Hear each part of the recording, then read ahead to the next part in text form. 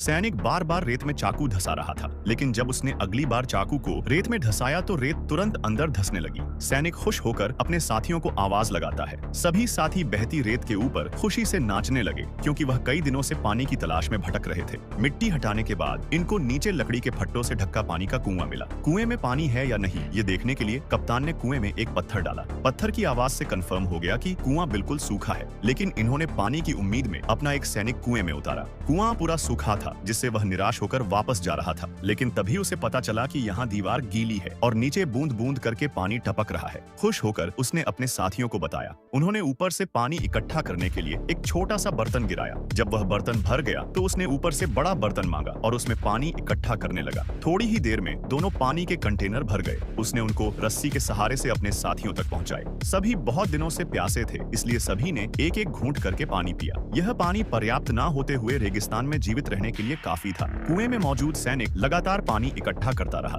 ये सभी और अधिक पानी इकट्ठा करना चाहते थे ताकि यह अपनी यात्रा जारी रख सके, लेकिन तभी जर्मन सेना इनकी तरफ आने लगी। कप्तान ने जल्दी से अपने साथियों को तैयार किया और भीषण युद्ध छिड़ गया। धीरे धीरे जर्मन सेना कमजोर पड़ने लगी और भाग गई, लेकिन कप्तान ने 2 जर्मन सैनिकों को पकड़ लिया। प्यास से बेहाल जर्मन सैनिकों को देखकर कप्तान समझ गया कि उनकी पूरी सेना प्यास से कमजोर हो चुकी है। योजना के तहत कप्तान ने पानी का केन मंगवाकर दोनों जर्मन सैनिकों के सामने पीकर बाकी पानी नीचे फेंक दिया। यह देख जर्मन सैनिक हक्का बक्का रह गया। पानी के दम पर कप्तान ने जर्मन सैनिक से उनकी सेना के राज पता किए। जर्मन सैनिक ने बताया कि उनकी सेना प्यास से इतनी बेहाल है कि वह ढंग से हथियार भी नहीं पकड़ सकती। कप्तान ने दोनों जर्मन सैनिकों को इस शर्त पर छोड़ दिया कि अगर उन्हें पानी चाहिए तो उन्हें अपने हथियार इन्हें देने होंगे। लेकिन तभी इनको पता चला कि कुएं का पानी पूरी तरह सूख गया है, लेकिन कप्तान पीछे हटने के लिए तैयार नहीं थे। उन्होंने जमीन में माइन बिछवाए और मशीन गन लॉड करके सभी कोनों में छुप गए। थोड़ी ही देर में जर्मन सेना पानी के स्रोत को लूटने के लिए आगे बढ़ने लगी,